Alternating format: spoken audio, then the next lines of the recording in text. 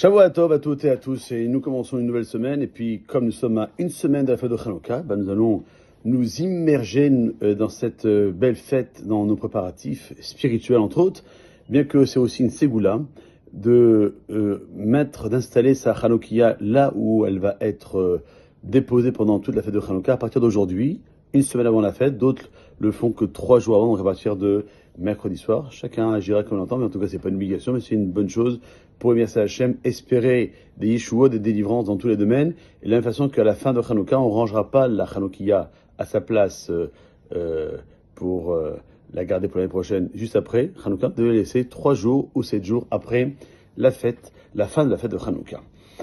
Pendant ces 8 jours, qui sont aussi bien valables en Israël qu'en dehors d'Israël, ce sont des jours de joie, de simcha, et donc par conséquent, on ne prononcera pas d'oraison funèbre si quelqu'un malheureusement décède pendant la période de Hanouka. On ne se rendra pas au cimetière, sauf pour un enterrement, et aussi pour aller pèleriner un tzaddik. Mais si il y a une askara, donc l'anniversaire du décès d'une personne pendant Hanouka, ou bien que les 7 jours tombent pendant Hanouka ou les 30 jours, alors on ira au cimetière avant le début de Hanouka, donc ça veut dire pour cette année 2025, avant dimanche prochain, dimanche 14 décembre. Autre point important, c'est qu'il est interdit de jeûner pendant la fête de Hanouka. Qu'est-ce qu'on appelle jeûner?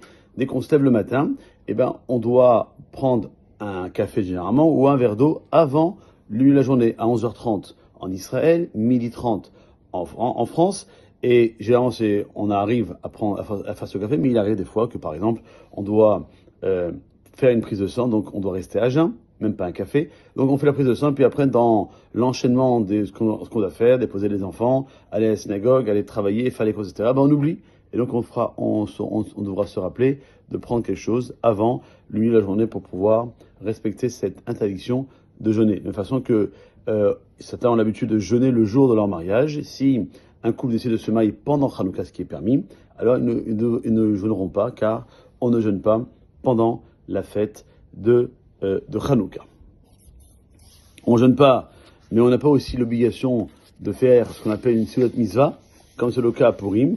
Mais par contre, c'est une bonne chose de se réunir en famille, entre amis, à déguster entre eux ce fameux beignet, qui est une coutume qui remonte à plus de 900 ans, à l'époque du père du Rambam, le père de Maïmonide.